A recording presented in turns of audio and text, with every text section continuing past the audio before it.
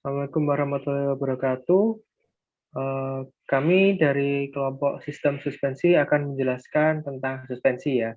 Eh, Anggota dari kelompok kami itu ada saya sendiri Erlangga Rahma Mahendra dan yang kedua teman saya Gugun Pratema. Mari kita simak materi dari sistem suspensi. Next.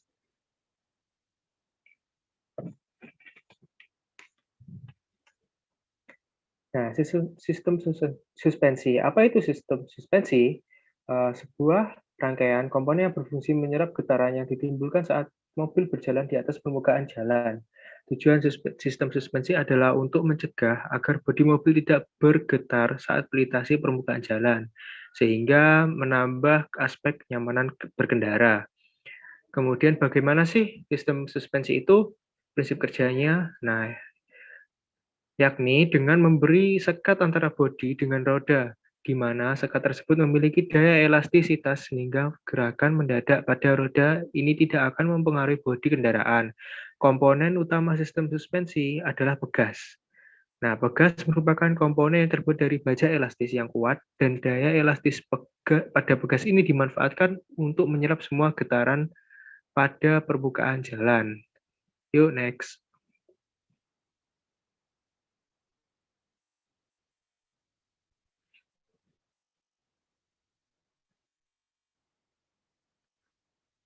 Nah, komponen dari sistem suspensi ya, yang pertama itu ada pegas.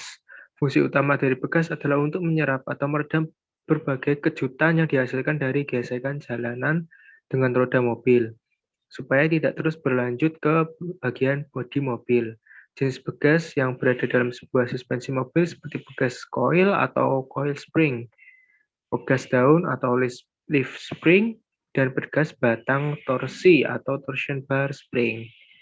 Nah, pegas ini bentuknya mengulir ya, dan juga ada yang panjang seperti pada gambar di samping ini. Nah, yang panjang itu merupakan leaf spring dan yang mengulir itu namanya coil spring. Next.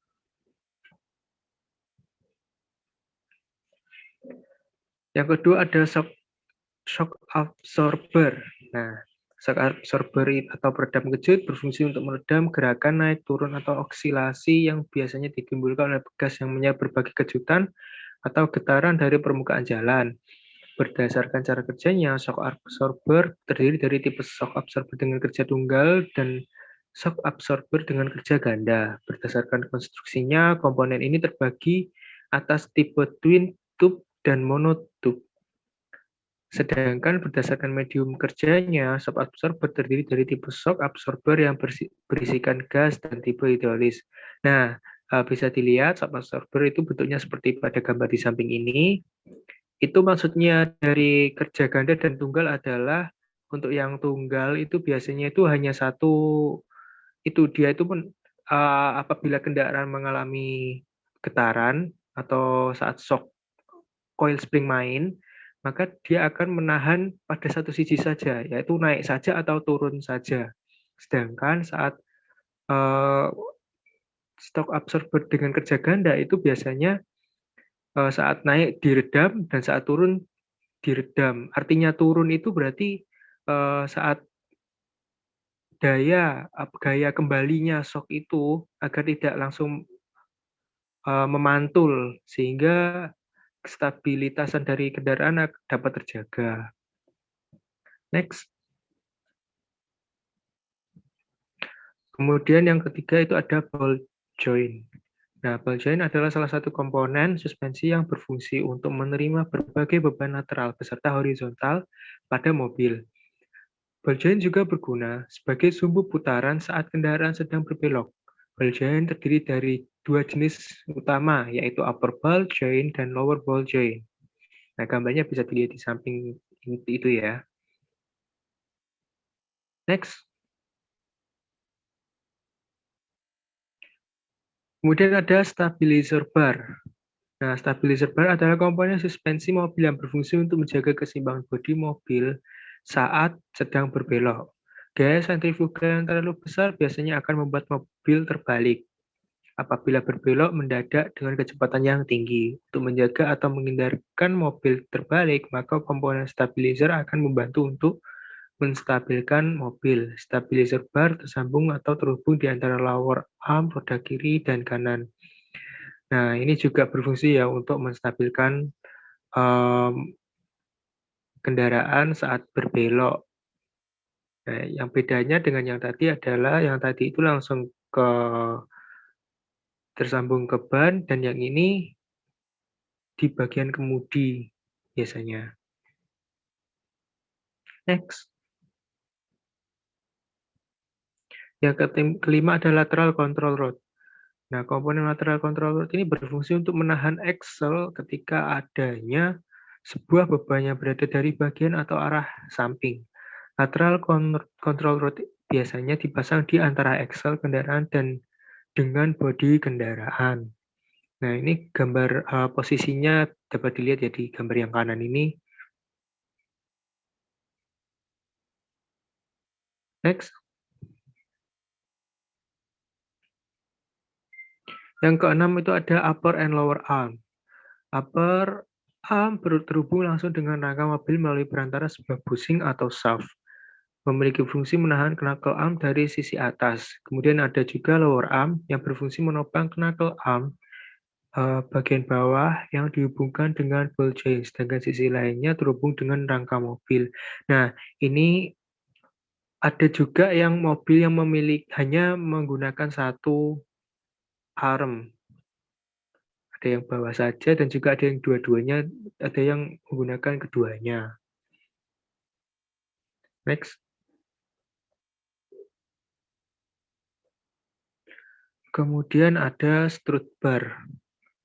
Nah, fungsi strut bar adalah menghubungkan sasis serta suspensi dari sisi kanan ke sisi kiri. Sasis dan suspensi mobil akan lebih kaku atau rigid. Dengan adanya ini, maka stabilitas mobil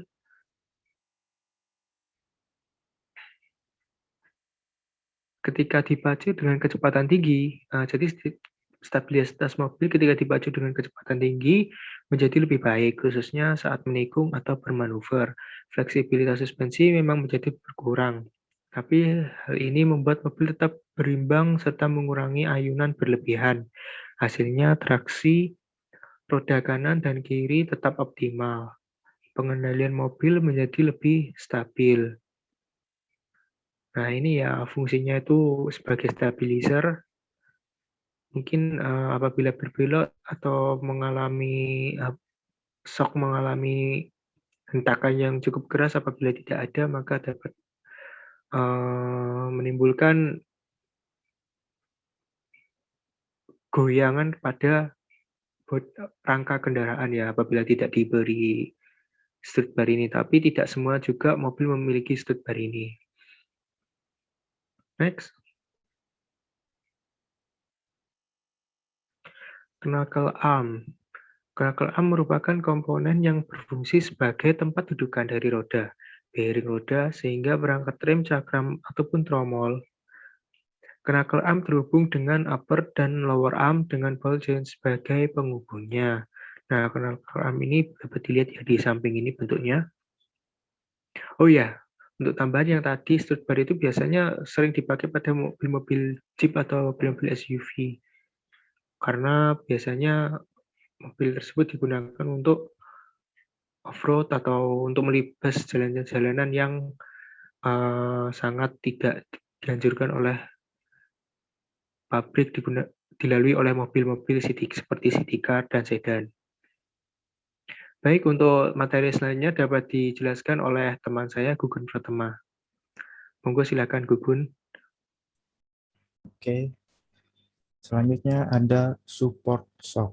Fungsi support shock adalah untuk bearing yang dapat menyekat shock breaker dengan bodi mobil.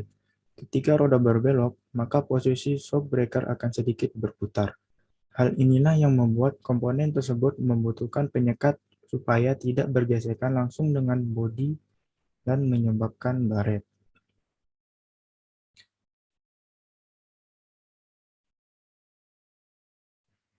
Selanjutnya ada jenis-jenis suspensi.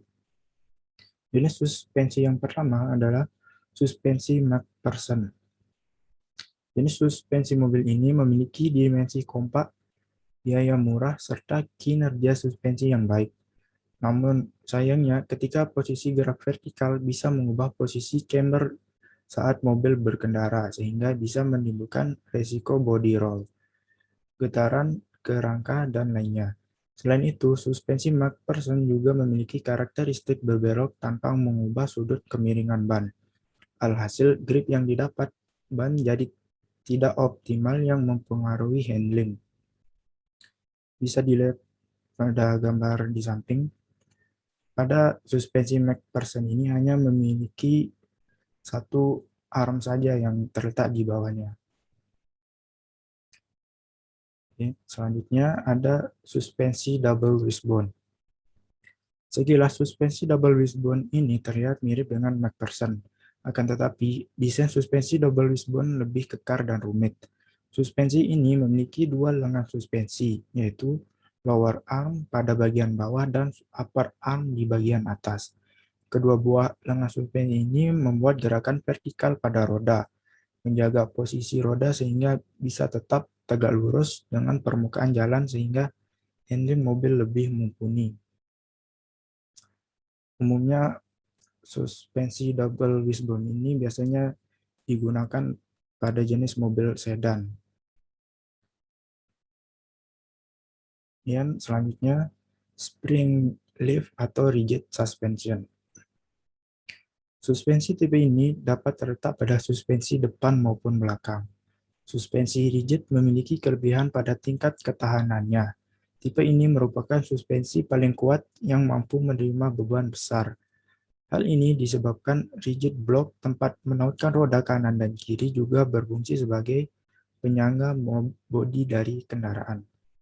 Kekurangan dari tipe suspensi ini, mobil ini terkenal kurang nyaman saat berkendara.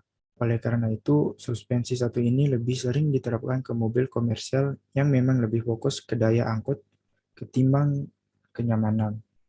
Bisa dilihat pada gambar di samping, pada model suspensi ini tidak memiliki lower arm maupun upper arm.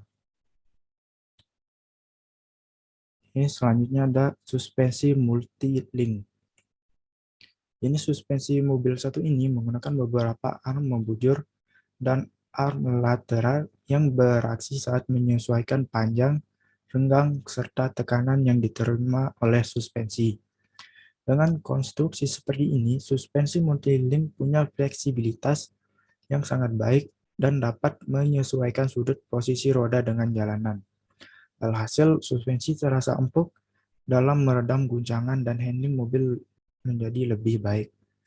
Namun, suspensi ini bisa dibilang cukup rumit, dan jika ada perbaikan akan mengeluarkan biaya yang cukup mahal. Umumnya, suspensi jenis ini dipakai di belakang dengan model double wishbone di bagian depan. Bisa dilihat seperti gambar di samping. Oke, selanjutnya ada suspensi torsion beam. Jenis suspensi mobil ini dikategorikan sebagai suspensi sendi independen dan banyak dipakai mobil kompak berpenggerak roda depan. Salah satu alasannya tentu karena simplisitas suspensi ini dan juga bobotnya yang ringan. Selain itu, suspensi torsion beam juga dikenal cukup empuk dan punya harga yang bisa dibilang murah. Namun pengaturan cambernya cukup terbatas. Jenis suspensi ini mampu memadukan pengendalian yang baik dan juga kenyamanan. Oke, selanjutnya ada suspensi pneumatik.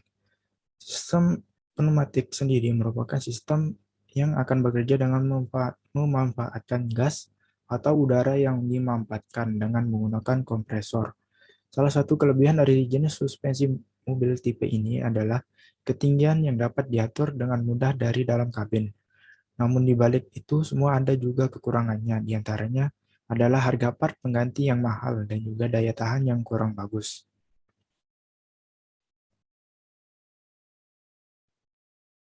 Bisa dilihat di gambar di samping. Nah, di sini terdapat bagian dari kantong udara yang tempat menyimpan udara sebagai pengganti begas.